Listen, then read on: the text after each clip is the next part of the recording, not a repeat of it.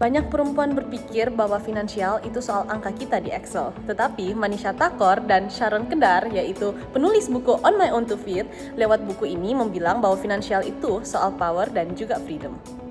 Buku ini bukan cuma panduan cara cepat kaya, tapi adalah manual untuk bertahan hidup di dunia yang terus-terusan kita untuk belanja.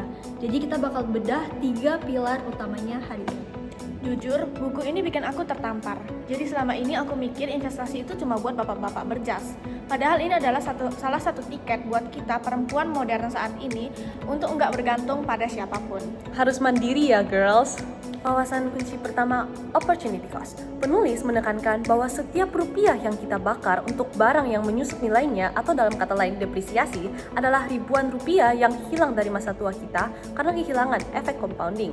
Betul, jadi buku ini tuh membahas mengenai teknik price per wear dan price per use. Jadi kalau kita beli tas 5 juta dan cuma dipakai 2 kali, itu tuh bisa disebut pemborosan. Tapi kalau kita invest di edukasi, nilainya itu bakal nambah terus. Nah, kalau aku suka di bagian The Rule of 72. Jadi di buku ini dijelaskan cara simpel buat tahu kapan uang kita bisa menjadi 2 kali lipat. Caranya dengan dibagi dengan 72, dengan nilai bunga investasi kita. Ini bikin investasi terasa lebih nyata, bukan hanya sekedar angka abstrak. Lalu kita ada fokus pada low cost index fund. Penulis sangat menekankan bahwa kita jangan sok tahu milih saham individu kalau belum paham. Lebih baik taruh di indeks yang biasanya rendah, tapi grafiknya naik dalam jangka panjang. Bab tentang kartu kredit di buku ini itu sangat teknis, jadi mereka menjelaskan bagaimana bunga itu berbunga bisa bekerja melawan kita kalau kita cuma bayar minimum payment. Itu jebakan Batman yang bisa bikin kita itu kerja cuma buat bayar bank. Oke, jadi POV buku ini adalah feminisme finansial. Penulis memandang bahwa ketidakmampuan finansial adalah bentuk perbudakan modern bagi para perempuan. Mereka ingin kita punya FU money atau dana yang cukup supaya kita bisa keluar dari pekerjaan yang toksik atau hubungan yang gak sehat tanpa rasa takut lapar. Nah, tapi ada sisi menariknya, POV mereka sangat low risk. Mereka nggak menyarankan spekulasi, mereka sangat konservatif. Buat orang-orang yang pengen get rich quick, buku ini mungkin kerasa membosankan karena isinya hanya disiplin, dan juga disiplin. Iya, mereka itu memang memandang kekayaan sebagai lari maraton bukan sprint. Jadi sudut pandang ini penting di tengah gempuran tren flexing di media sosial yang seringkali palsu.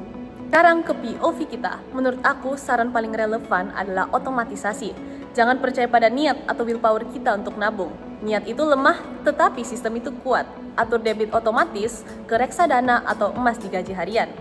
POV aku soal gaya hidup, saran praktis yaitu review langganan. Kita sering nggak sadar langganan streaming aplikasi ataupun member gym yang jarang kita pakai. Di buku ini, bocor halus itu yang bikin kapal tenggelam. Cek M-Banking sekarang, potong yang nggak perlu.